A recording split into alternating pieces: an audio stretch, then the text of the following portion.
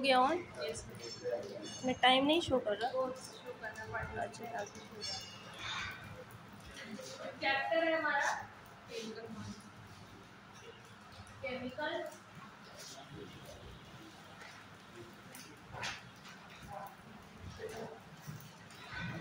Chemical bonding समझने के लिए सबसे पहले आपको क्या जरूरत है, क्या जानना है? एटम। एटम क्या होता है? सबसे पहले बताइए कि एटम क्या होता है? Smallest unit of a matter. हाँ, smallest unit of a matter. और कोई बताइए?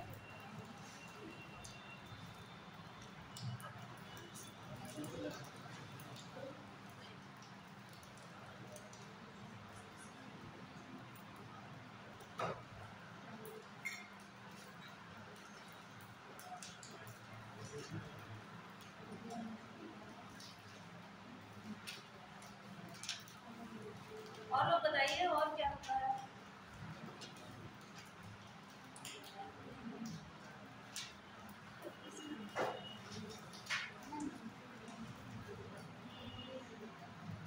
Atom is the smallest particle of atom.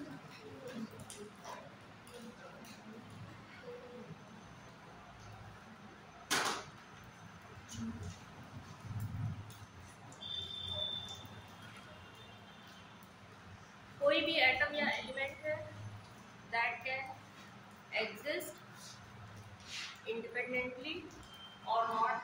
जैसे कुछ एटम्स होते हैं इनर्ट गैसेस हैं, ये क्या करती हैं? एग्जिस्ट करती हैं इंडिपेंडेंटली, है ना? इनर्ट गैसेस कैन exist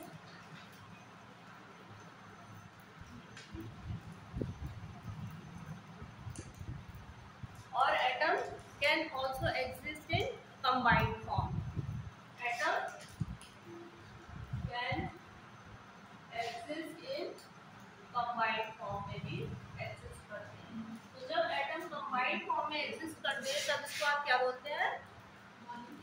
है जब atoms combined करके exist करते हैं, 2-3 atom मिल करके, तो वो क्या बनाते हैं? Molecule can form molecule। ठीक है, मॉलिक्यूल बनाते हैं। तो मॉलिक्यूल एक्चुअल क्या है? मॉलिक्यूल क्या है? क्यों हंसी आ रही है? जो हंसेगा वही क्वेश्चन, उसी से क्वेश्चन पुटअप किया जाएगा। हंसी वसी है ना, सब निकल जाएगी 2 मिनट में। चलो खड़े होकर बताओ मॉलिक्यूल क्या होता है। ये तो बेसिक से स्टार्ट करना है, फिर आएंगे केमिकल बॉन्डिंग पे आएंगे। चलो बताओ मॉलिक्यूल क्या होता है? ये तो बिल्कुल 6-7 वाला हो गया ना क्वेश्चन। नीट वाले हो तो बोलते जाओ।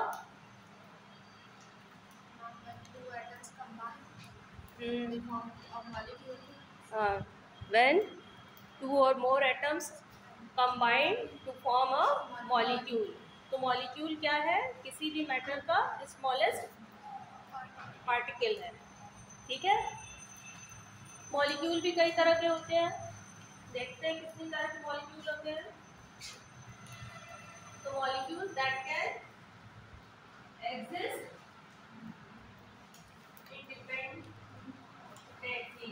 ठीक है, इंडिपेंडेंट एग्जिस्ट करता है। कितनी तरह के मॉलिक्यूल्स होते हैं? देखिए 4 तरह के मॉलिक्यूल्स होते हैं, 3 और 1 4। पहला है आपका होमोन्यूक्लियर डायटॉमिक मॉलिक्यूल। इसमें किस तरह के मॉलिक्यूल आएंगे? होमो मीन्स होमो का क्या मतलब होता है? सेम। ठीक है, होमोन्यूक्लियर डायटॉमिक मॉलिक्यूल कौन कौन से आ सकते हैं आपके? हाँ, H2, Cl2, O2, इस तरह के। ठीक है, जब सेम जैसे हाइड्रोजन से सेम मॉलिक्यूल कंबाइन करके, सेम एटम कंबाइन करके मॉलिक्यूल बनाते हैं, तो उनको आप बोलते हैं होमोन्यूक्लियर डायटॉमिक मॉलिक्यूल। फिर देन आपका आया हेटेरोन्यूक्लियर डायटॉमिक मॉलिक्यूल। इसमें किस तरह के आ जाएंगे आपके?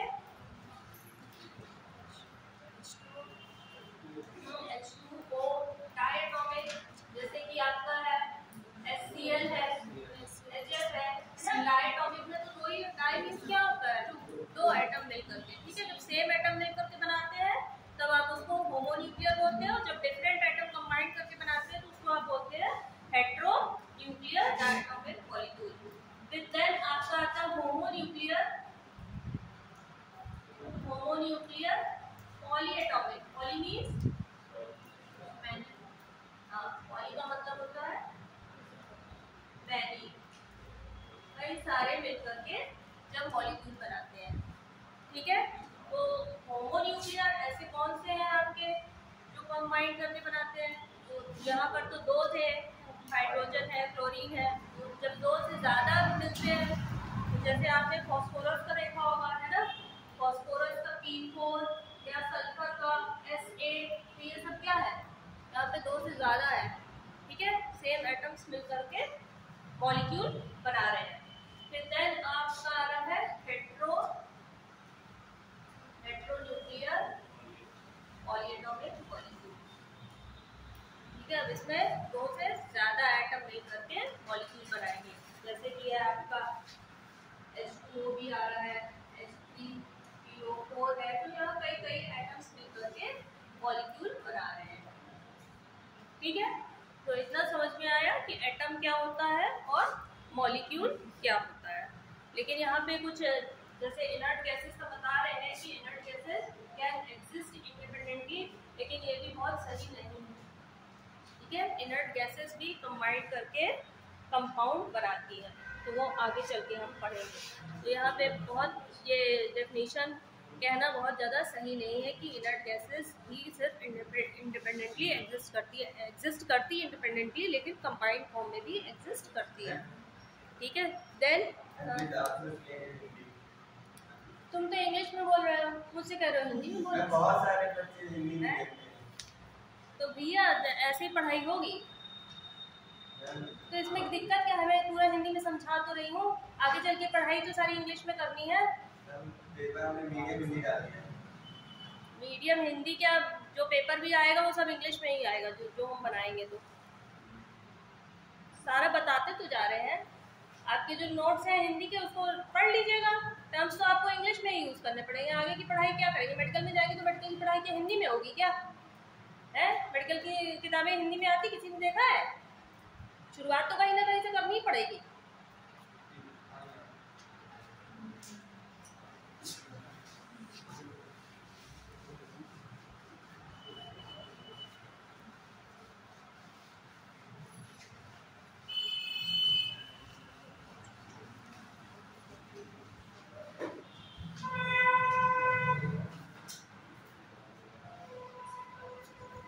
देन आपका आता है केमिकल बॉन्ड। केमिकल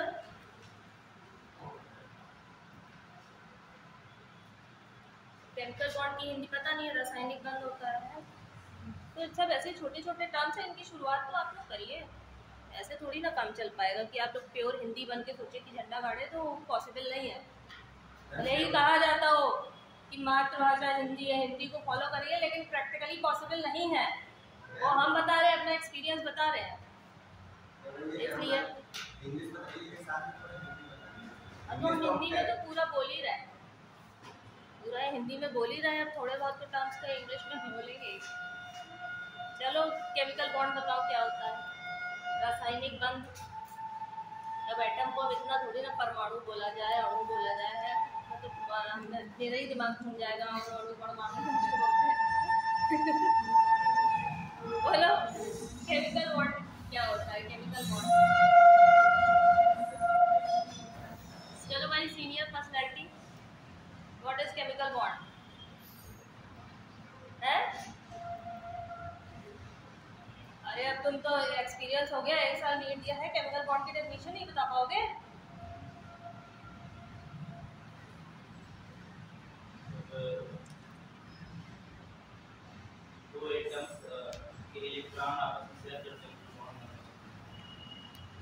जब दो एटम के इलेक्ट्रॉन्स आपस में शेयर करते हैं तो बॉन्ड बनाते हैं ना। तो ये शेयरिंग क्यों होती है?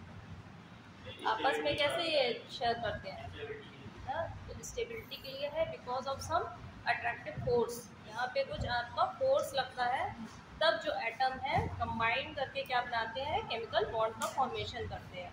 तो जब किताब में हम देखते हैं तो जो केमिकल बॉन्ड है उसको हम किससे शो करते हैं? एक लाइन से शो करते हैं। तो ऐसा नहीं कि दो एटम है किससे बने हुए हैं? एक लाइन से बने हुए हैं या एक धागे से बने हुए हैं, इस तरह से नहीं बने हुए हैं, है ना। तो आगे भी और पढ़ेंगे तो पता है कि जो एटम्स में बॉन्ड का फॉर्मेशन हो रहा है due to the overlapping of atomic orbitals, है ना, एटॉमिक ऑर्बिटल्स की ओवरलैपिंग से बनता है, जो आगे चल के आप पढ़ेंगे। यहाँ पर आप बहुत बेसिक से ही चलिए। तो केमिकल बॉन्ड्स क्या है, इनकी डेफिनेशन देखिए। The attractive force, the attractive force, force means आकर्षण बल, ठीक है। The attractive force which hold various constituents, constituents means आपके जो एटम है या आयन है उनको आप बोलेंगे, ठीक है। The attractive force which hold, hold means पकड़ के रखते हैं, विच होल्ड वेरियस, कई तरह के कॉन्स्टिट्यूएंट्स को आपस में होल्ड करके रखते हैं, होल्ड टुगेदर,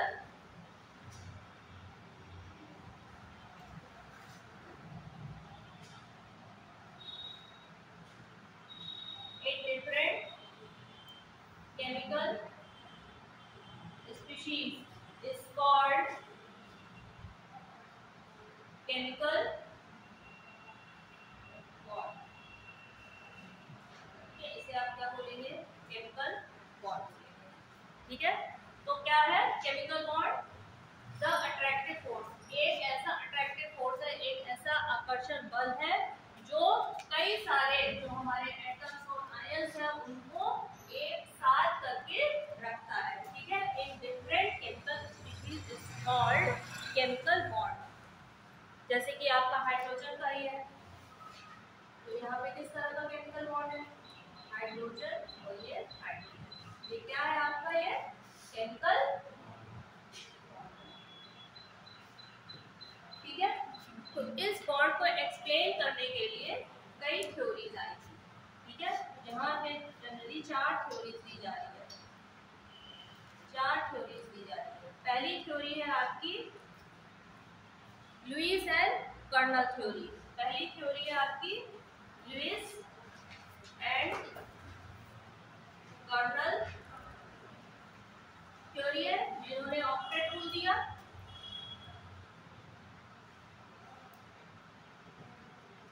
सेकेंड थ्योरी है आपकी valence shell, VSEPR, valence shell electron pair repulsion theory, valence shell electron pair repulsion theory.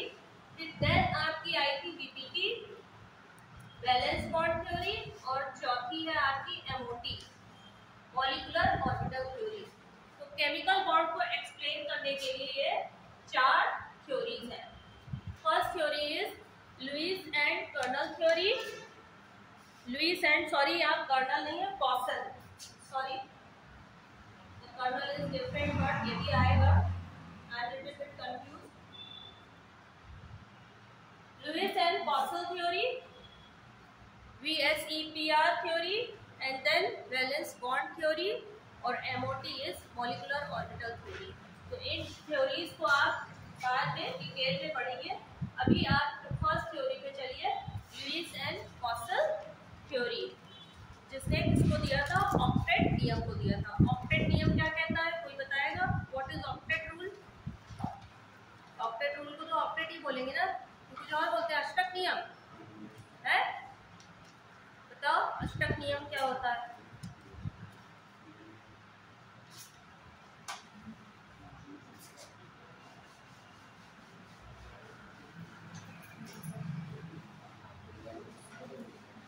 आपस में बात नहीं करिए।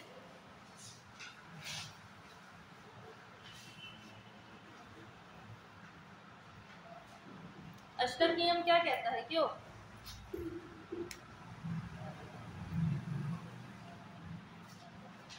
What is octet rule?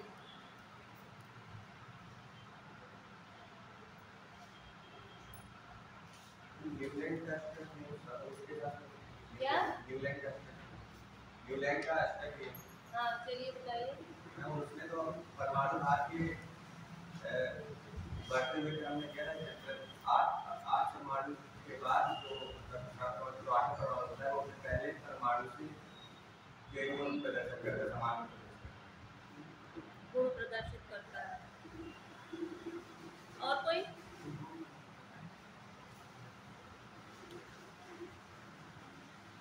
कि लुईस और कॉसल कॉन्सेप्ट में ये कहा गया था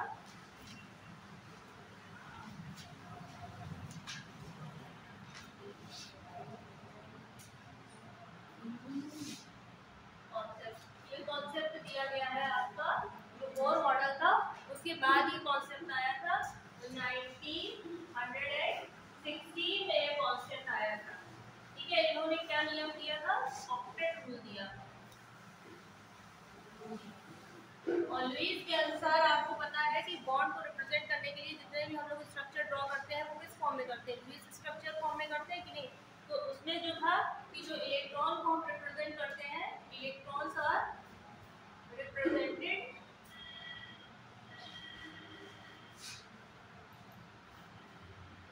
थ्रू डॉट्स। डॉट के फॉर्म में हम इलेक्ट्रॉन्स को शो करते हैं। ठीक है, और ये डॉट्स किस फॉर्म में होनी चाहिए? कोई भी जो जैसे कि आपका एटम है तो उसके चारों ओर कितने इलेक्ट्रॉन्स कंप्लीट होने चाहिए? 8 इलेक्ट्रॉन्स कंप्लीट होने चाहिए। मान लीजिए कि कोई है आपका एटम, उसके पास इलेक्ट्रॉन की संख्या 8 से 2 कम है, तो वो क्या करेगा कि दूसरे एटम के साथ शेयर करके अपना ऑक्टेट मींस 8 इलेक्ट्रॉन की जो है नीड है उसको कंप्लीट करेगा।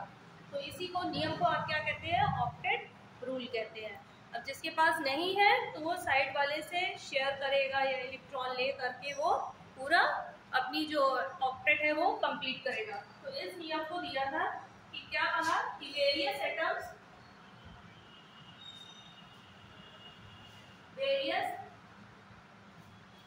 Atoms form molecule. कोई भी एटम है यदि मॉलिक्यूल बनाता है तो कैसे मॉलिक्यूल बनाता है? या तो वो इलेक्ट्रॉन को गेन करके बनाएगा, ठीक है, या इलेक्ट्रॉन को लूज करके बनाएगा, या फिर इलेक्ट्रॉन को शेयर करके बनाएगा। ठीक है, तो various atoms form molecules bye gaining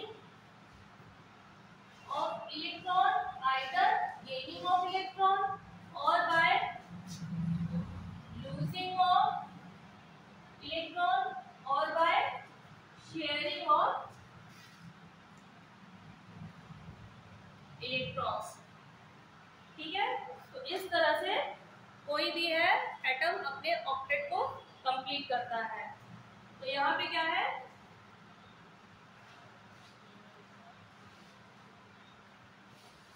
to complete their octet, अपनी ऑक्टेट को कंप्लीट करने के लिए in their valence shell. Valence shell क्या होती है? जैसे कि कोई आपका है एटम है, एटम में अंदर क्या होता है? न्यूक्लियस होता है जो पॉजिटिवली चार्ज होता है, और उसके बाद आपकी ये क्या है? शेल्स है। जो इलेक्ट्रॉन आउटर शेल पे होता है उसको क्या बोलते हैं आप? वैलेंस इलेक्ट्रॉन या वैलेंस शेल इलेक्ट्रॉन उसको बोलते हैं, जो आउटर शेल पे होता है। ठीक है, तो आउटर शेल पे जो इलेक्ट्रॉन होगा उसको आप वैलेंस शेल इलेक्ट्रॉन बोलते हैं। और न्यूक्लियस से लेकर के अंदर तक का जो पार्ट है उसको क्या बोलते हैं? कर्नल्स बोलते हैं, उसको कर्नल्स बोलते हैं। ठीक है, तो जब बॉन्ड का फॉर्मेशन होता है तो उसमें अंदर वाले इलेक्ट्रॉन पार्टिसिपेट नहीं करते, बल्कि जो बाहर वाले इलेक्ट्रॉन्स है, वैलेंस इलेक्ट्रॉन है, सिर्फ यही पार्टिसिपेट करते हैं। तो these valence shell electron actually participate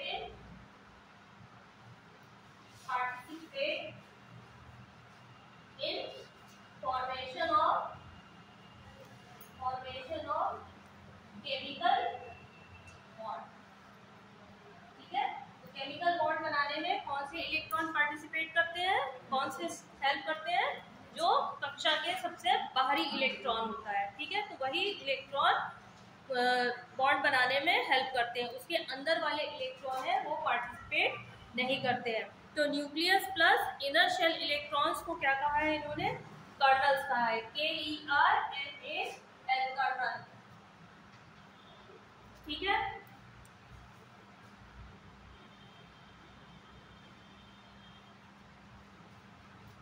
देखिए कॉमन वैलेंसी ऑफ एटम्स क्या होती है। कॉमन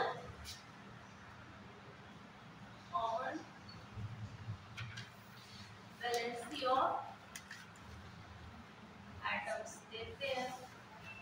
जैसे कि उदाहरण के तौर पे है लिथियम है, फिर है आपका बेरिलियम है, सोडियम है। तो इनकी वैलेंसी क्या होगी?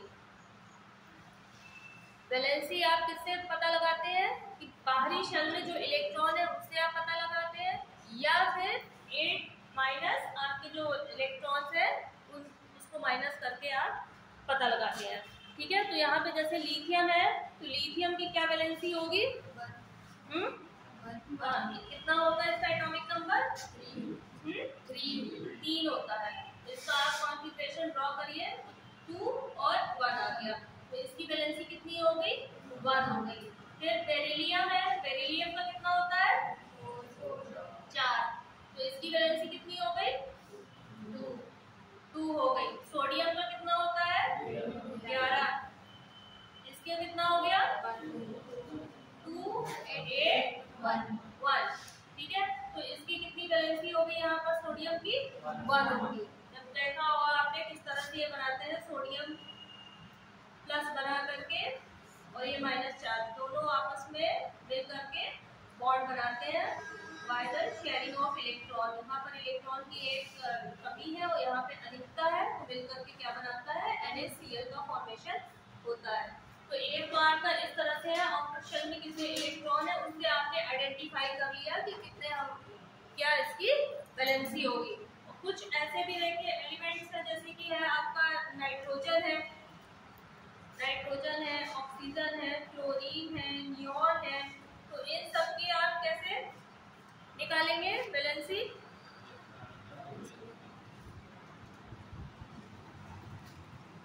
नाइट्रोजन का कितना होता है? 7 होता है। इसका कॉन्फ़िगरेशन क्या हो गया? 2 5 हो गया। ठीक है, और दूसरे देखिए आपका ऑक्सीजन है, ऑक्सीजन का कितना हो गया? 2 और 6, तो इसकी कितनी वैलेंसी हो गई? 8 में से आप माइनस कर दीजिए जो वैलेंस इलेक्ट्रॉन है, कितनी आ गई आपकी? 2। इसी तरह से और देखिए क्लोरीन है, क्लोरीन का कितना होता है? 9 होता है। इसका क्या हो गया? 2 और 8 7 हो गया है ना। इसकी वैलेंसी कैसे आएगी? 8 में से आप 7 माइनस करिए, क्या आ गई इसकी? 1 आ गई। और देखिए नियोन का कितना होता है? 10, तो 2 और 8 माइनस 8, इसकी 0 वैलेंसी, कोई वैलेंसी नहीं होगी।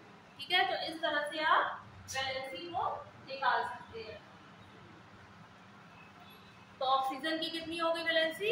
2 हो गई। 8 में से यहाँ पे देखिए माइनस करने की जरूरत नहीं थी, यहाँ पे वैलेंस इलेक्ट्रॉन थे वही इनकी वैलेंसी थी। लेकिन इस साइड आप देखिए पीरियोडिक टेबल में आप राइट हैंड साइड देखेंगे तो जो वैलेंसी आप कैलकुलेट करेंगे वो किसके थ्रू करेंगे कि 8 में से आप जो वैलेंस इलेक्ट्रॉन है उसको माइनस कर देंगे तो आपकी वैलेंसी निकल आएगी। ठीक है, तो ये आपका था तरीका कॉमन वैलेंसी ऑफ एटम्स की आप किस तरह से वैलेंसी निकालेंगे। ठीक है, अब कुछ कौशल ने कुछ नियम दिए थे, कुछ बातें बताई थी, उनको देखते हैं।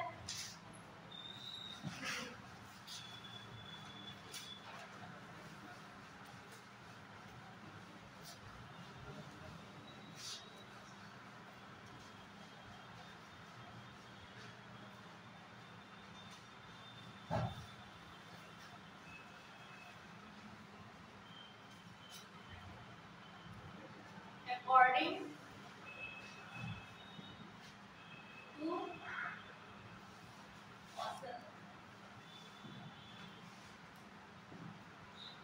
कौशल ने क्या बताया कि कोई भी आपका जैसे एटम है वो आयंस के फॉर्म में बनेगा, तो किस तरह से बनेगा?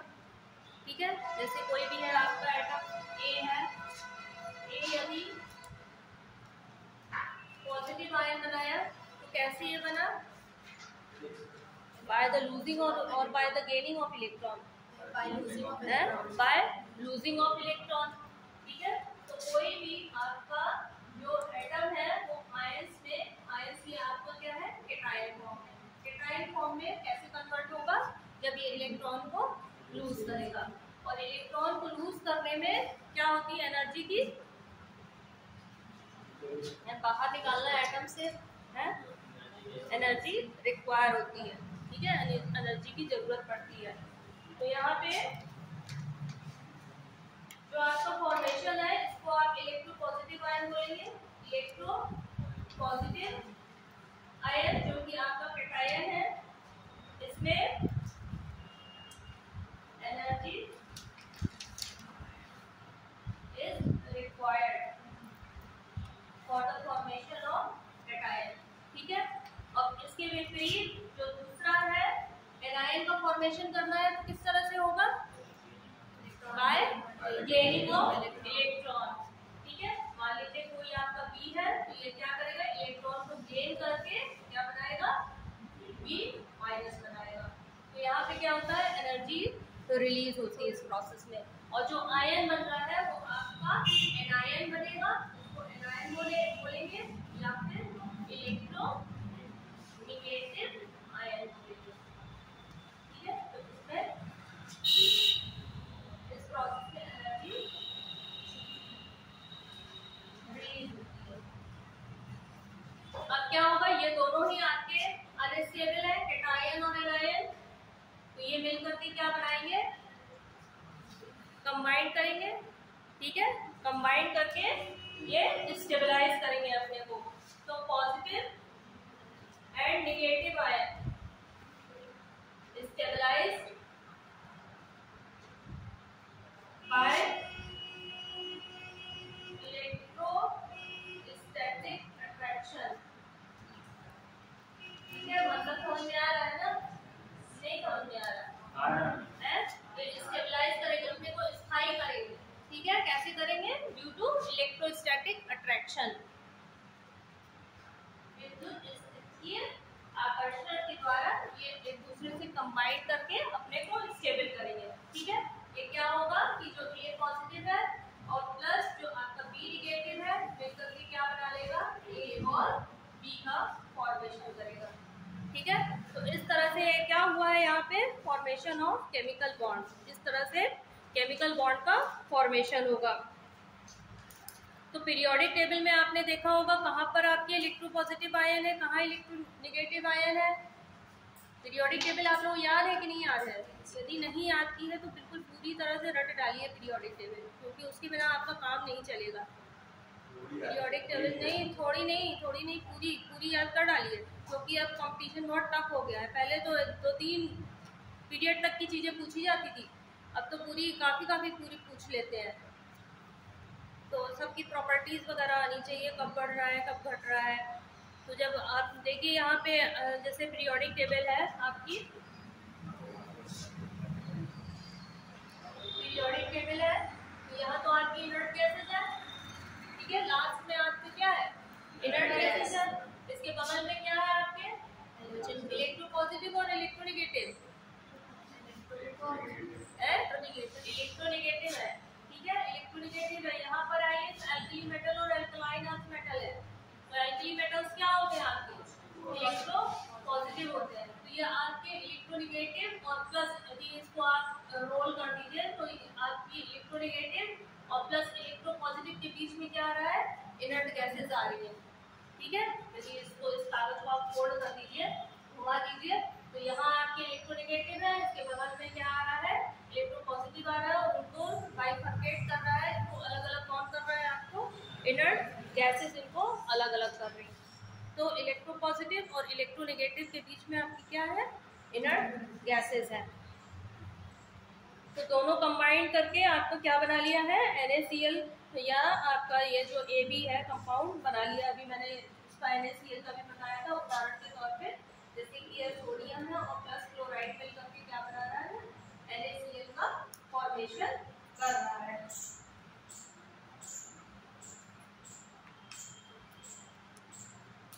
इलेक्ट्रोवैलेंसी देखिए क्या होती है, electrovalency, what is electrovalency,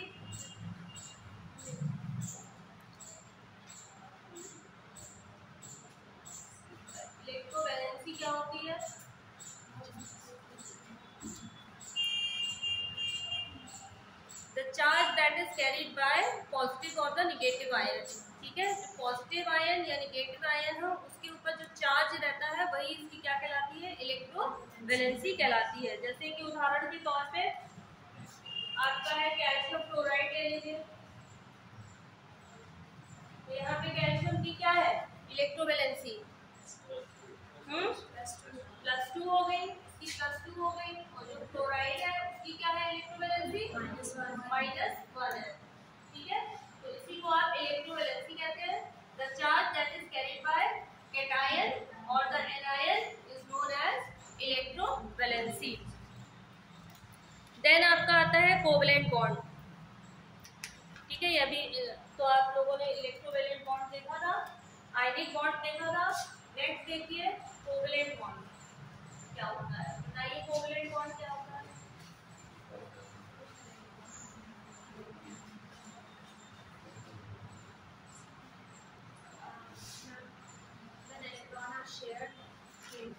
covalent bond का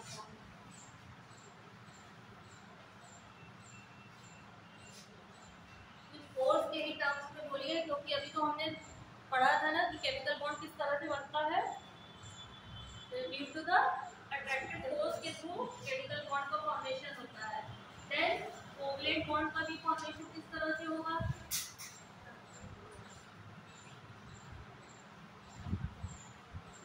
कोवलेंट बॉन्ड का भी फॉर्मेशन किस तरह से होगा।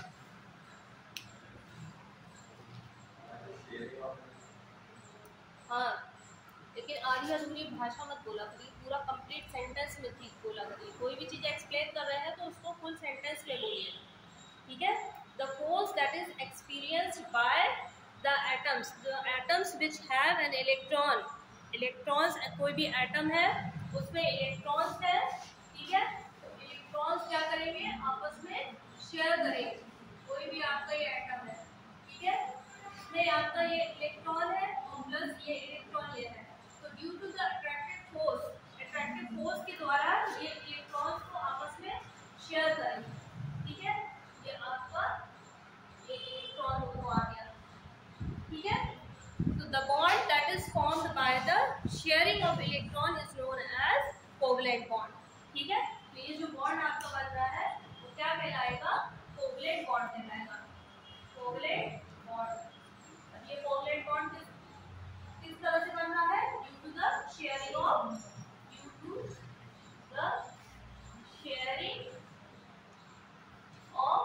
इलेक्ट्रॉन, इलेक्ट्रॉन के आपस में शेयर करने से बॉन्ड का फॉर्मेशन हो रहा है। एक इलेक्ट्रॉन ये अपना यहाँ इसको दे रहा है और ये एक इलेक्ट्रॉन इसको दे रहा है।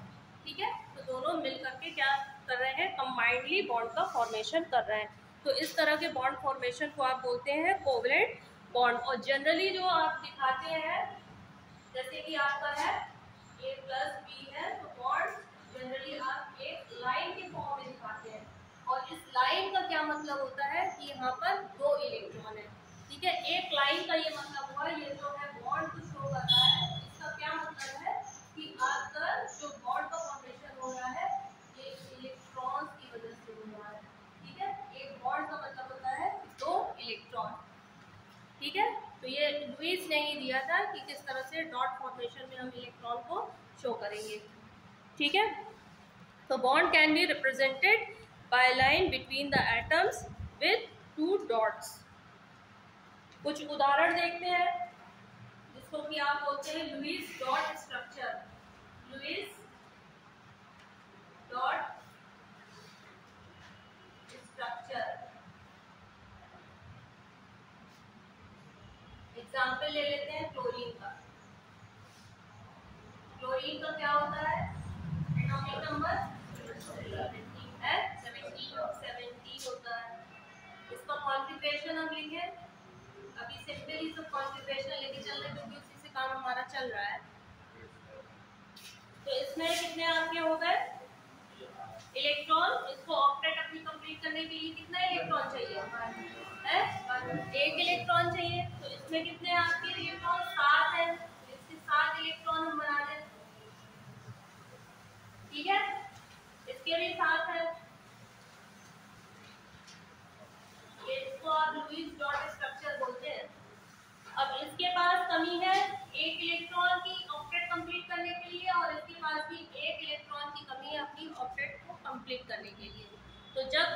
क्लोरीन एटम आपस में क्या करेंगे, म्यूचुअल शेयरिंग करेंगे इलेक्ट्रॉन्स की, तब क्या होगा, दोनों की जो ऑक्टेट है वो कंप्लीट हो जाएगी। तो इसी तरह से ये जो डॉट फॉर्म में आप स्ट्रक्चर बनाते हैं, इसी को बोलते हैं आप लुईस डॉट स्ट्रक्चर। ठीक है, तो यहाँ पे दोनों कंबाइन कर जाएंगे, दोनों ही इलेक्ट्रॉन दोनों के बीच में कॉमन है। ठीक है, तो ये दोनों इलेक्ट्रॉन क्या है, दोनों के बीच में शेयर हो रहे हैं और अपनी अपनी ऑक्टेट कंप्लीट कर रहे हैं। इसके भी देखिए 8 इलेक्ट्रॉन हो गए और इसके भी 8 इलेक्ट्रॉन हो गए। तो इसी को आप क्या कहते हैं, लुईस डॉट स्ट्रक्चर बोलते हैं। इसी तरह से ये तो आपके हो गए होमोन्यूक्लियर। हेट्रोन्यूक्लियर के भी केस में देखते हैं, हेट्रो न्यूक्लियर, जैसे कि है आपका H2O है। ठीक है, तो इसमें हाइड्रोजन में कितने इलेक्ट्रॉन होते हैं, एक होता है। ठीक है, ऑक्सीजन में कितने होता है, एटॉमिक नंबर कितना होता है ऑक्सीजन का है 8 होता है। इसका कॉन्फिगरेशन आप लिखेंगे 2 और 6 हो गया। तो ऑक्सीजन के पास कितने नंबर ऑफ वैलेंस इलेक्ट्रॉन हो गए, यहाँ पर 6 हो गए, और हाइड्रोजन के पास कितने हैं, 1 हो गए। इसका भी आप स्ट्रक्चर ड्रॉ करिए। तो इसके पास है 1 इलेक्ट्रॉन, इसके पास है 1 इलेक्ट्रॉन और इसके पास है 6 इलेक्ट्रॉन। मेरे लिए 6 इलेक्ट्रॉन है। अब ऑक्सीजन को अपनी ऑक्टेट कंप्लीट करनी है, कैसे करेगा, है ये दोनों आपस में शेयर कर लेंगे, है ना, और ये बात ये शेयर हो जाएगा। कितने टोटल इलेक्ट्रॉन्स हो गए ऑक्सीजन के पास,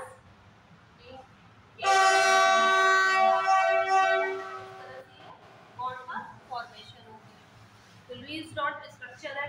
यहाँ पर ये जो इलेक्ट्रॉन्स बॉन्ड बनाने में इन्वॉल्व होते हैं उनको क्या बोलते हैं आप, उनको क्या बोलते हैं, बॉन्ड पेयर इलेक्ट्रॉन।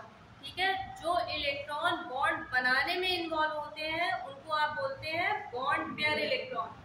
ठीक है, ये बॉन्ड बनाने में इन्वॉल्व हो रहे हैं, इसको आप बोलते हैं बॉन्ड पेयर इलेक्ट्रॉन। और ये जो इलेक्ट्रॉन्स आप देख रहे हैं जो बॉन्ड बनाने में इन्वॉल्व नहीं हुए हैं, इनको आप क्या बोलते हैं, लोन पेयर ऑफ इलेक्ट्रॉन। इसको बोलते हैं लोन पेयर ऑफ इलेक्ट्रॉन, या आप इसको बोल सकते हैं नॉन बॉन्डिंग इलेक्ट्रॉन बोल सकते हैं। ठीक है, अब ये जो इलेक्ट्रॉन है, जो वाटर है, इसका ज्योमेट्री किस शेप की होती है, जो वाटर है उसकी ज्योमेट्री किस शेप में होती है, लीनियर होती है या डायगोनल होती है, किस तरह की होती है, कुछ पढ़ा है आप लोगों ने, पिरामिडल होती है,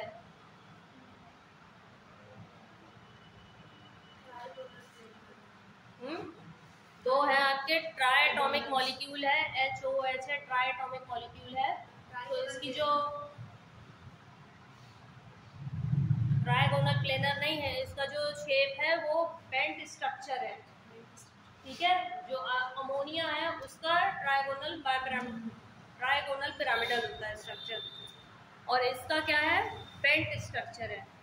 अब ये लीनियर भी तो हो सकता था, यदि आप इस तरह से करिए तो लीनियर हो गया, या HOH इस तरह से ये जो शेप हुआ तो क्या होगा, लीनियर शेप होते हैं। ठीक है, रेखी, लेकिन नहीं, एक्चुअल में क्या है, इनके बीच में कितना एंगल होता है, 104 डिग्री का एंगल होता है। तो लीनियर ना होकर के ये शेप होता है बेंट शेप होता है। ये बेंट शेप किस वजह से होता है,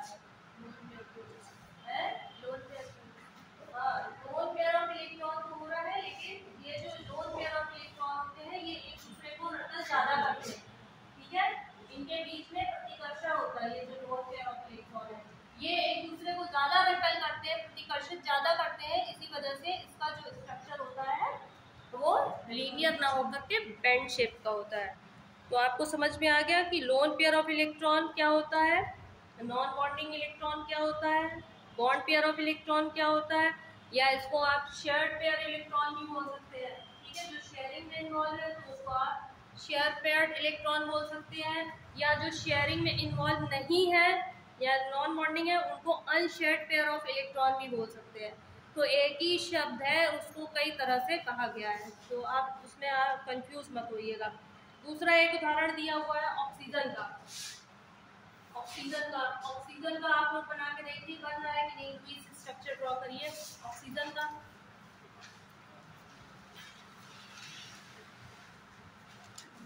लुईस स्ट्रक्चर ड्रॉ करिए और मुझे बताइए कि इसमें कितने आपके लोन पेयर ऑफ इलेक्ट्रॉन आ रहे हैं, कितने आपके बॉन्ड पेयर ऑफ इलेक्ट्रॉन है।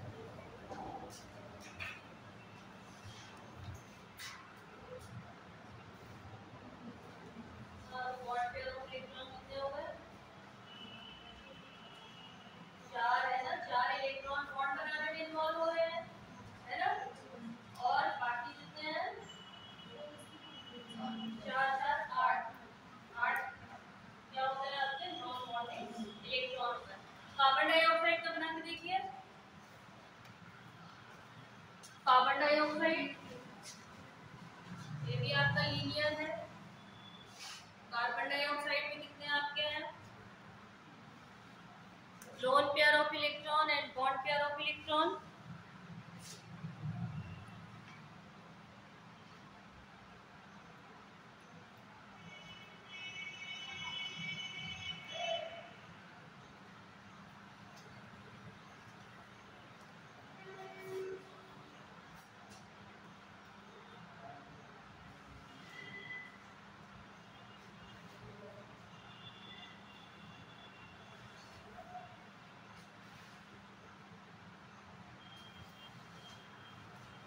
बन गया। हाँ कितने आ रहे हैं दोनों में 8 है, लोन पेयर में और दोनों में ही 8 आ रहा है। ऑक्सीजन में भी आपके कितने आ रहे हैं लोन पेयर 8 इलेक्ट्रॉन है और इसमें भी आपका 4 इलेक्ट्रॉन, ठीक है 8 इलेक्ट्रॉन। मीन्स आपका ये जो है ऑक्सीजन है, ऑक्सीजन यहाँ पर भी कार्बन के पास बॉन्ड पेयर वाले इलेक्ट्रॉन हो गए, कितने हो गए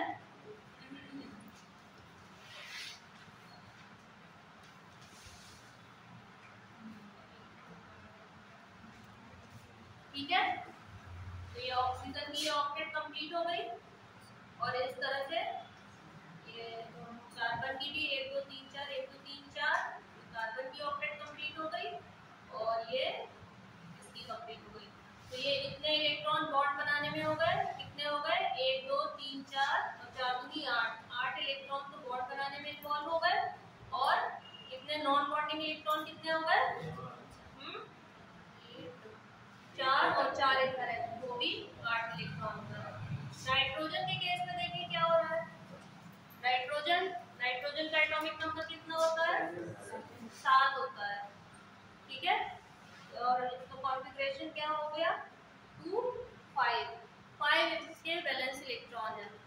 तो किस तरह से ये अपनी ऑक्टेट कंप्लीट करेंगे और कितने इसमें नॉन बॉन्डिंग इलेक्ट्रॉन हो गए।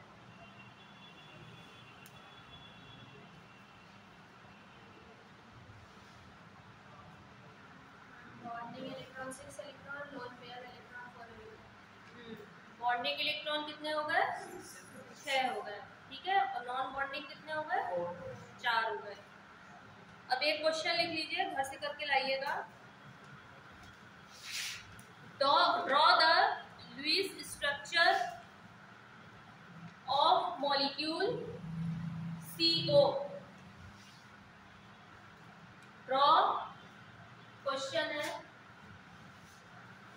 Draw the Lewis structure of CO molecule। इसका स्ट्रक्चर आपको ड्रॉ करना है, प्लस इसमें आपको क्या क्या पता करना है, T V S U, T V S U आपको फाइंड करना है, यू, ठीक है। टी क्या है आपका total number of electron, T is total number of electron, total number of electron, V क्या है valence electron, valence electron, S हो गया शेयर्ड इलेक्ट्रॉन, ठीक है, नंबर ऑफ शेयर्ड इलेक्ट्रॉन, कितने इलेक्ट्रॉन आपके शेयरिंग में इन्वॉल्व है, और ये हो गया आपके अनशेयर्ड, यू हो गया आपका अनशेयर्ड इलेक्ट्रॉन, इसको आपको फाइंड करके लिखना है, ठीक है। देन दूसरा क्वेश्चन लिखिए, draw the Lewis structure of, draw the, दूसरा क्वेश्चन है draw the Lewis structure of ammonium ion, ammonium ion, ठीक है, hydrogen peroxide H2O2 and then nitrite ion, nitrite ion, इतने तीन के आप लुईस स्ट्रक्चर ड्रॉ करके आइएगा, ये आपका होमवर्क है, ठीक है। नेक्स्ट इज फॉर्मल चार्ज, इतना क्लियर हो गया सबको, समझ में आ रहा है? अब तो ज्यादा प्रॉब्लम नहीं लग रही, या अभी भी प्रॉब्लम लग रही है?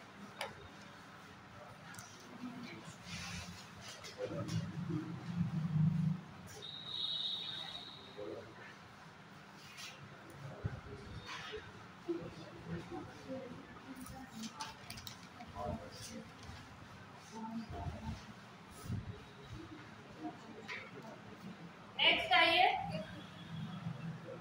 नेक्स्ट है आपका फॉर्मल चार्ज, फॉर्मल चार्ज पढ़ा है, फॉर्मल चार्ज पहले है, फॉर्मल चार्ज पढ़ा है, ऊपर चला गया, दिखाई नहीं दे रहा, क्यों नहीं दिख रहा ये,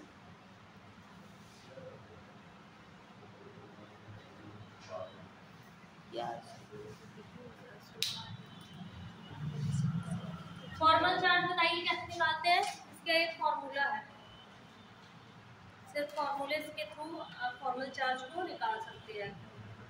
क्या फॉर्मूला है, क्यों याद है, सब भूल गया है? फॉर्मल चार्ज का एक फॉर्मूला है which is equal to E minus L minus 1/S, ये है फॉर्मल चार्ज का फॉर्मूला। V क्या है आपके वैलेंस इलेक्ट्रॉन, ठीक है, L क्या है आपके जो बॉन्डिंग इलेक्ट्रॉन्स हैं, और S क्या है आपका अनशेयर्ड इलेक्ट्रॉन। तो V आपका लिख लीजिए यहाँ पे total number of valence electron, V is total number of valence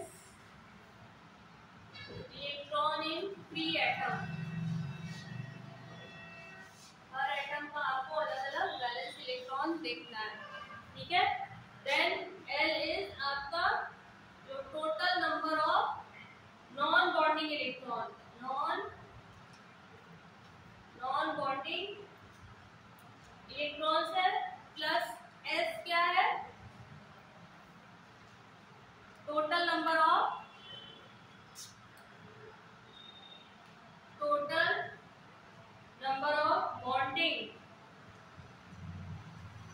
bonding electrons, ठीक है, ध्यान रखिएगा। V है आपका वैलेंस इलेक्ट्रॉन, L है आपका नॉन बॉन्डिंग या लोन पेयर ऑफ इलेक्ट्रॉन, और S क्या है आपका बॉन्डिंग इलेक्ट्रॉन या शेयर्ड इलेक्ट्रॉन है। तो इसके थ्रू आप किसी भी मॉलिक्यूल का यदि फॉर्मल चार्ज निकालने को देते हैं तो कैलकुलेट करके निकाल सकते हैं, ठीक है। तो जैसे कि चलते हैं, एक उदाहरण देखते हैं। ये है आपका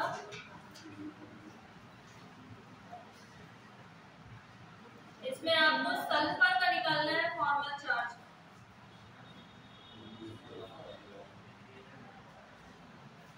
इसमें आपको सल्फर का फॉर्मल चार्ज निकालना है। तो सबसे पहले आप क्या देखेंगे, सल्फर का वैलेंस इलेक्ट्रॉन। तो सल्फर में कितने होता है, सल्फर का एटॉमिक नंबर क्या होता है, 16 होता है। इलेक्ट्रॉनिक कॉन्फ़िगरेशन क्या हुआ, 16 है। इलेक्ट्रॉनिक कॉन्फ़िगरेशन 6 हुआ। ठीक है, तो वैलेंस इलेक्ट्रॉन हो गया आपका 6। Number of lone pair of electron, तो ऐसा तो कुछ सल्फर में दिख नहीं रहा कि लोन पेयर ऑफ इलेक्ट्रॉन इसके चारों ओर तो दिख नहीं रहे। तो number of lone pair of electron कितने हो गए, 0 हो गए। माइनस आपका हाफ कितना है, बॉन्डिंग इलेक्ट्रॉन। तो जितने इलेक्ट्रॉन सल्फर के चारों ओर बॉन्डिंग में इन्वॉल्व है, जैसे कि यहाँ पे क्या है, ये 1 2 3 4, ये 2 इलेक्ट्रॉन यहाँ पे कोऑर्डिनेट बॉन्ड बना रहा है, 4 5 6 7 8। ठीक है, तो जो बॉन्डिंग में इन्वॉल्व हो रहे हैं इलेक्ट्रॉन उनकी संख्या, इसको कैलकुलेट करिए, कितना आ जाएगा। इसमें प्लस और माइनस का भी ध्यान रखिएगा। ठीक है, तो ये जो आंसर आएगा वो +2 आ गया। तो यहाँ पे जो सल्फर का है फॉर्मल चार्ज कितना आएगा, +2 आ जाएगा। ठीक है, इसी तरह से कार्बोनेट आयन का देखिए, फॉर्मल चार्ज होता क्या है? फॉर्मल चार्ज यही होता है इसके। हाँ, तो डेफिनेशन भी इसी फॉर्मूला के ही फॉर्म में आपकी बनेगी। ठीक है, जैसे ये जो आपका है कि कार्बन डाइऑक्साइड है, कार्बन डाइऑक्साइड के ऊपर कितनी वैलेंसी आती है, 2- आती है कि नहीं। तो ये आपका ये क्या आ रहा है, ये फॉर्मल चार्ज ही है। ठीक है, तो हर एटम के ऊपर कितना चार्ज आएगा उसको कैलकुलेट करने का ये तरीका है। तो हाँ, तो यहाँ अभी जैसे अभी मैंने बताया नहीं कि बॉन्डिंग इलेक्ट्रॉन और नॉन बॉन्डिंग इलेक्ट्रॉन, ये ऑक्सीजन में कितने थे, ये नॉन बॉन्डिंग इलेक्ट्रॉन थे, और ये जो इलेक्ट्रॉन बॉन्डिंग में इन्वॉल्व हो रहे हैं उनको आप बॉन्डिंग इलेक्ट्रॉन कह रहे हैं। ठीक है, तो यहाँ इस तरह के लोन पेयर ऑफ इलेक्ट्रॉन तो कहीं नहीं दिख रहा ना यहाँ सल्फर में, इसलिए 0 है। जो बॉन्ड में इन्वॉल्व होंगे सिर्फ उन्हीं इलेक्ट्रॉन को आपको कंसीडर करना है। ठीक है, अब जैसे ये कार्बोनेट है, कार्बोनेट का फॉर्मल चार्ज कैलकुलेट करिए।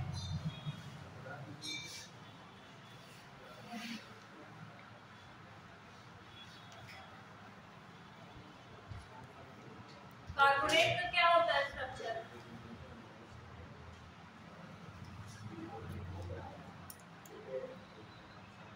एक ऑक्सीजन के साथ यहाँ लगा है, एक ऑक्सीजन के साथ यहाँ लगा हुआ है, और ये एक ऑक्सीजन के साथ यहाँ पे लगा हुआ है। ठीक है, तो यहाँ पे देखिए कितने आपके बॉन्डिंग इलेक्ट्रॉन है। तो हर एटम का आप अलग अलग फॉर्मल चार्ज निकालिए। जैसे एक का आपका ये है 1, ठीक है, फिर आपका ये हो गया 2 और ये हो गया 3 इलेक्ट्रॉन है। तो इसको आप कैलकुलेट करिए। कार्बन का जैसे पहले सबसे पहले फॉर्मल चार्ज निकालिए, और ऑक्सीजन का मैंने क्या बताया है, इसमें कितने लोन पेयर ऑफ इलेक्ट्रॉन, 1 2 3 4 5 6 7 8। ठीक है, 1 2 3 4 5 6, यहाँ पर भी 1 2 3 4 5 6।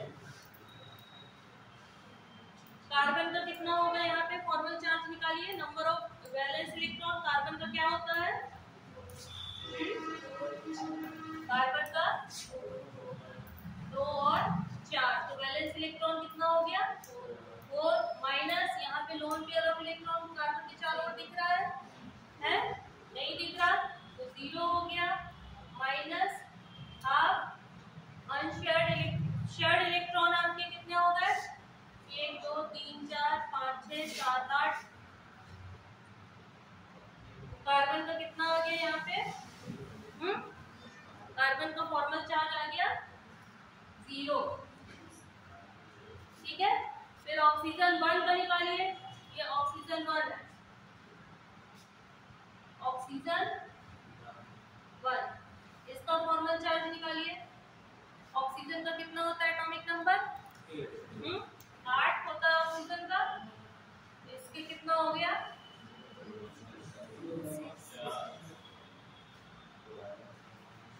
बैलेंस इलेक्ट्रॉन कितने हो गए इसके? 6 हो गए।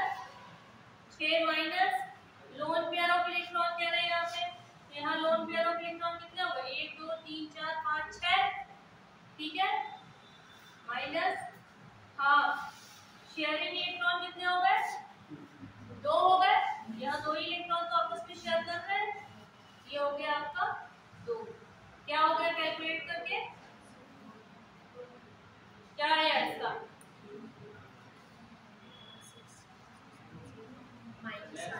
माइनस 1, ठीक है।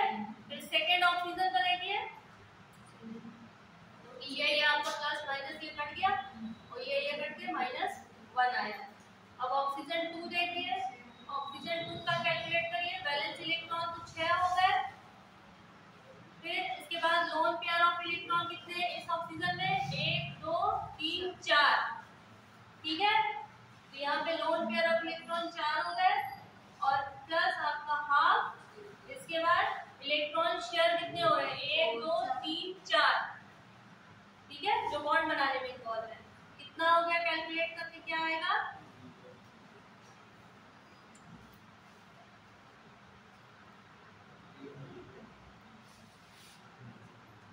ये आएगा आपका 0। ये +6 और -6 मिलकर के क्या हो गया आपका? 0 हो गया, ठीक है। इसके बाद देन आपका थर्ड ऑक्सीजन है। थर्ड ऑक्सीजन का बैलेंस इलेक्ट्रॉन इतना हो गया। फिर इसमें यहाँ पे लोन पेयर ऑफ इलेक्ट्रॉन कितने हैं? 1 2 3 4 5 6। फिर than half into shared electron कितने? 2। इसका भी क्या आएगा आंसर? -1 आ गया, ठीक है। तो ओवरऑल जो फॉर्मल चार्ज है इसको जोड़ दीजिए सबको। क्या आया? -2 आया, ठीक है। तो कार्बोनेट की जो आपकी वैलेंसी है -2, वही क्या है आपका फॉर्मल चार्ज है, ठीक है। समझ में आया कि नहीं आया? तो इसी तरह से आप और भी करके देखिएगा। मैंने करने का तरीका बता दिया है। Calculate the formal charge of homework. Calculate overall calculate करिएगा, ठीक है, पूरे का कर लीजिएगा। Calculate the formal charge of sulphur trioxide SO3 and also calculate the formal charge of HClO4।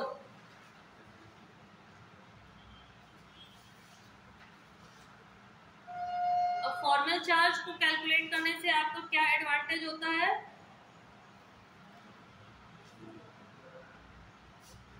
What is the advantage of formal charge? इससे क्या फायदा आपको मिल रहा है? Advantage of formal charge. किसी भी मॉलिक्यूल का यदि फॉर्मल चार्ज जितना ज्यादा छोटा होगा, ठीक है, तो उसकी जो बॉन्ड एनर्जी होगी वो उतनी कम होगी, वो उतना ही ज्यादा स्टेबल होगा, ठीक है। तो smallest formal charge, formal charge तो उसकी क्या होगी? लोएस्ट एनर्जी होगी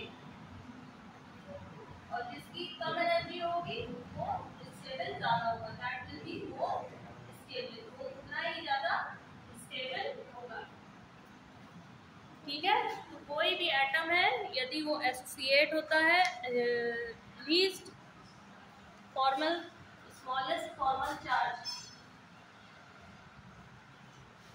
least value of formal charge से, तो उसकी एनर्जी उतनी कम होगी और जिसकी एनर्जी कम होगी तो इट मीन्स कि वो स्टेबल ज़्यादा होगा, ठीक है। फिर लास्ट में आपका आता है लिमिटेशंस ऑफ ऑक्टेट रूल, ठीक है। जो हमने अभी ऑक्टेट रूल देखा पढ़ा, तो उसकी भी कुछ सीमाएं हैं कि जो ऑक्टेट रूल क्या कह रहा था कि कोई भी आपका एटम है उसको अपनी ऑक्टेट पूरी करनी चाहिए, कि उसके जो सराउंडिंग एटम्स हैं उनकी संख्या 8 होनी चाहिए। तो लेकिन कुछ ऐसे मॉलिक्यूल्स भी देखे गए कि जहाँ पर कि 8 की संख्या नहीं भी है तब भी वो मॉलिक्यूल बना रहे हैं, और कभी इलेक्ट्रॉन की संख्या 8 से ज़्यादा है तब भी वो मॉलिक्यूल का फॉर्मेशन कर रहे हैं, बॉन्ड का फॉर्मेशन कर रहे हैं। तो यहीं पर आकर के ये जो थ्योरी थी ऑक्टेट रूल की, इसकी एक लिमिट आ गई, एक सीमा बन गई। ठीक है, तो इस थ्योरी को और भी ज़्यादा एक्सप्लेन किया गया है। तो बाकी जो थ्योरी है VSE, EPR है, मोटी है, PPT के थ्रू एक्सप्लेन किया है। तो यहाँ पर आकर के वैलेंस बॉन्ड, ये जो ऑक्टेट रूल है वो आके रुक गया है। तो write down now limitations of octet rule.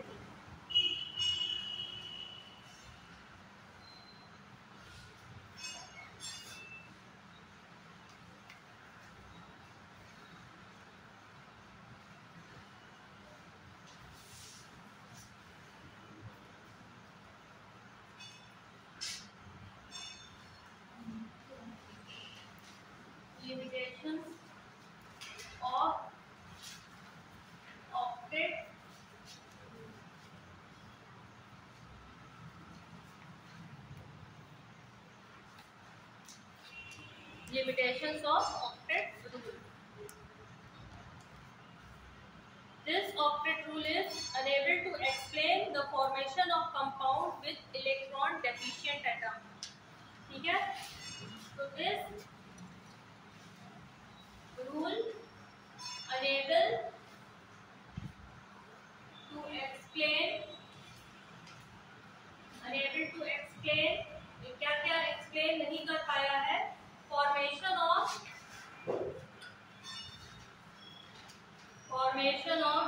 Compound with electron deficient atoms. Formation of compound with electron deficient.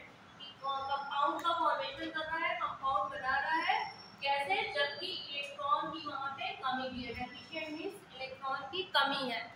ठीक है, डेफिशिएंसी है, कमी है।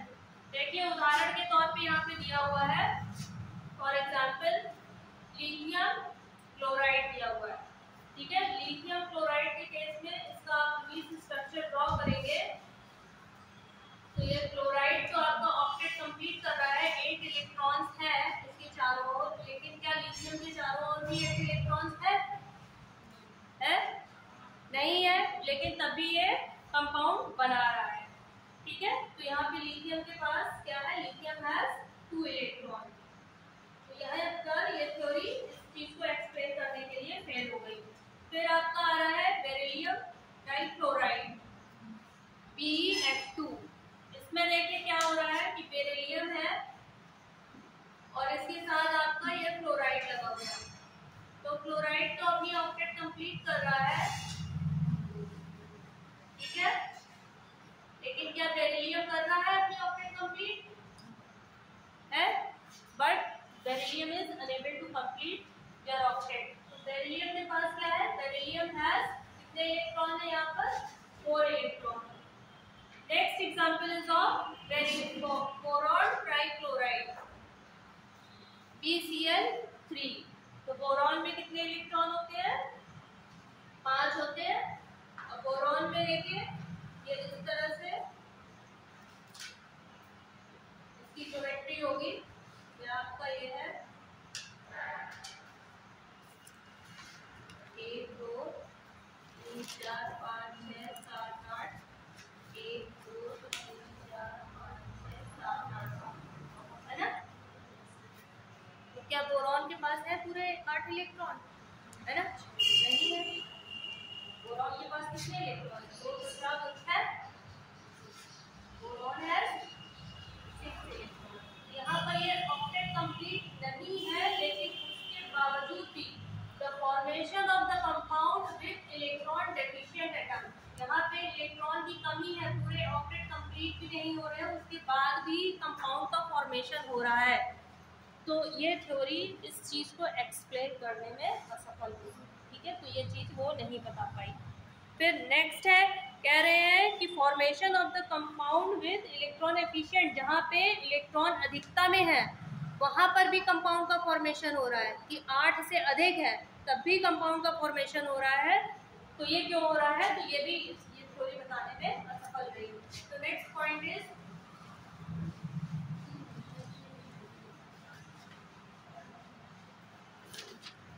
फॉर्मेशन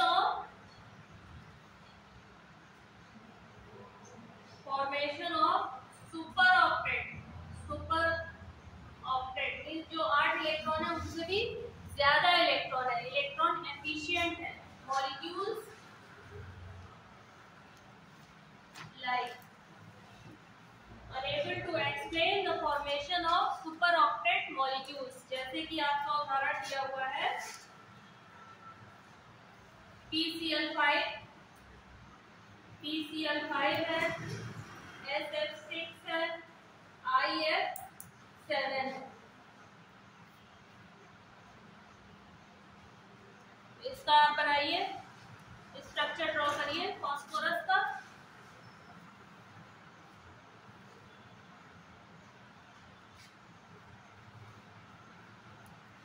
फास्फोरस के पास कितने इलेक्ट्रॉन होंगे? 1 2 3 4 5 6 कितने हो गए? यहाँ पे इलेक्ट्रॉन है 10 इलेक्ट्रॉन हो गए, होने चाहिए थे 8। कितने इलेक्ट्रॉन हो गए? 10। यहाँ पे इलेक्ट्रॉन अधिकता में हो गए, तब भी देखिए कंपाउंड का फॉर्मेशन हो रहा है। इसी तरह से आपका है ये वाला, देखिए सल्फर के साथ है, यहाँ पर कितने इलेक्ट्रॉन आ जाएंगे? 12 इलेक्ट्रॉन आ जाएंगे। इसी तरह से IF7 है,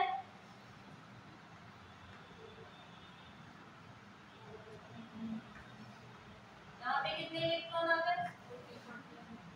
14 इलेक्ट्रॉन आ गए, है ना। यहाँ पर इतने ज्यादा इलेक्ट्रॉन है, 8 से ज्यादा इलेक्ट्रॉन है, तब भी कंपाउंड का फॉर्मेशन हो रहा है। तो ये थ्योरी इसको एक्सप्लेन करने में असफल रही।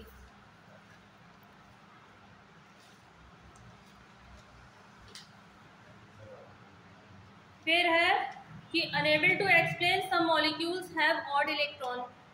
कुछ ऐसे भी मॉलिक्यूल्स थे जिसमें कि ऑड इलेक्ट्रॉन्स थे। ऑड इलेक्ट्रॉन्स क्या होते हैं? सम और विषम, जानते हैं कि नहीं जानते हैं? इवन ऑड, जहाँ पर कि मान लीजिए 8 संख्या कितनी है? इवन है कि ऑड है? इवन संख्या है ना। यदि 7 नंबर हुआ तो क्या हो गई आपकी? ऑड। तो जहाँ पर ऑड नंबर ऑफ इलेक्ट्रॉन्स हैं वहाँ पर भी कंपाउंड का फॉर्मेशन हो रहा है। तो इस बात को भी एक्सप्लेन करने में असफल रही। जैसे कि उदाहरण के तौर पे दिया हुआ है नाइट्रिक ऑक्साइड और nitrogen dioxide.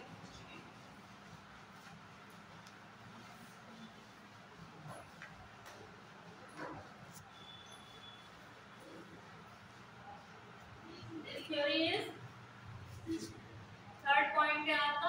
This theory is unable to explain the formation of compound with odd electron. Formation of molecule with odd number of electrons को भी explain करने में असफल रही। जैसे कि दिया हुआ है आपका नाइट्रिक ऑक्साइड NO, ठीक है। ये क्या है आपका?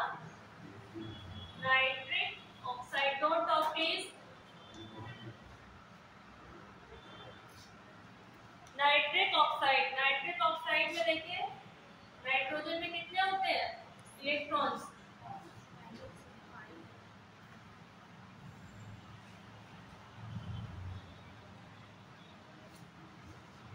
यहाँ ये बॉन्ड का फॉर्मेशन हो रहा है। कितने हैं नाइट्रोजन के पास इलेक्ट्रॉन? 4 5 6 7 number of electrons. तो उसको एक्सप्लेन करने में ये असफल थी। इसके अलावा NO2 बात मत करिए भाई। नाइट्रोजन डाइऑक्साइड,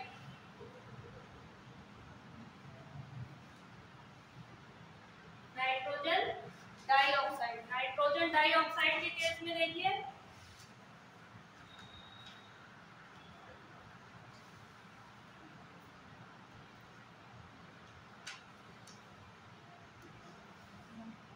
यहाँ पर भी देखिए कितने इलेक्ट्रॉन है यहाँ पे? 1 2 2 3 4 5 6 7, यहाँ पर भी 7 इलेक्ट्रॉन है कि नहीं है। तो इसको बताने में यहाँ जहाँ पर ऑड नंबर ऑफ इलेक्ट्रॉन्स आ रहे हैं तो उसको भी बताने में ये थ्योरी असफल थी। इसके अलावा this theory is also unable to explain जो आपके इनर्ट कंपाउंड्स थे, है ना। इनर्ट कंपाउंड्स भी कुछ कंपाउंड्स बनाते हैं, जैसे कि मैंने शुरुआत में ही बताया था, वो फ्लोरीन के साथ या ऑक्सीजन के साथ भी मिलकर के कंपाउंड बनाते हैं। तो इसका भी एक्सप्लेनेशन ये थ्योरी नहीं कर पाई। तो according to this theory the some inert gases, जैसे कि आपका xenon है या क्रिप्टन है, ये मिल करके कंपाउंड बनाती है। चौथा आपका पॉइंट है, जैसे xenon है, क्रिप्टन है, ये मिल करके कंपाउंड बनाती है इस तरह के फ्लोरीन के साथ, xenon टेट्राफ्लोराइड या xenon oxy tetrafluoride, xenon oxy difluoride, xenon oxy, इस तरह के भी कंपाउंड या क्रिप्टन है, इस तरह के भी ये कंपाउंड बनाते हैं इनर्ट गैसेस भी। तो ये थ्योरी इसको बताने में असफल रही कि ये क्यों इस तरह से बन रहा है। फिर इन्होंने बॉन्ड के साथ एनर्जी की कोई भी बात नहीं की, ठीक है। बॉन्ड का फॉर्मेशन हो रहा है लेकिन उसके साथ एनर्जी की इन्होंने कोई बात नहीं की। Unable to explain the energy, unable to explain the change of energy, change of energy during formation of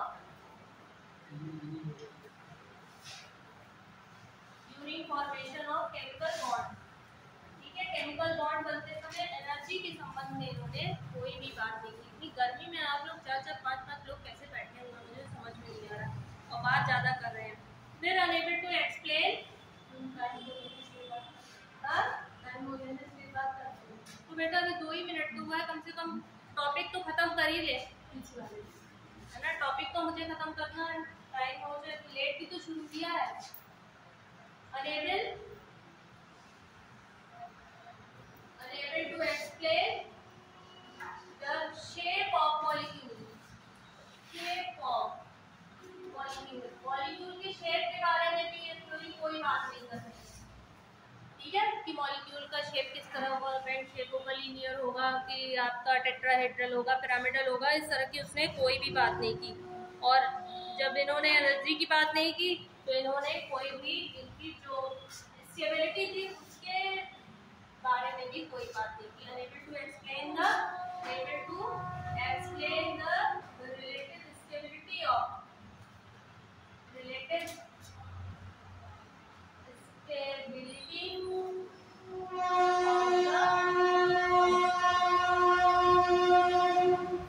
ठीक है।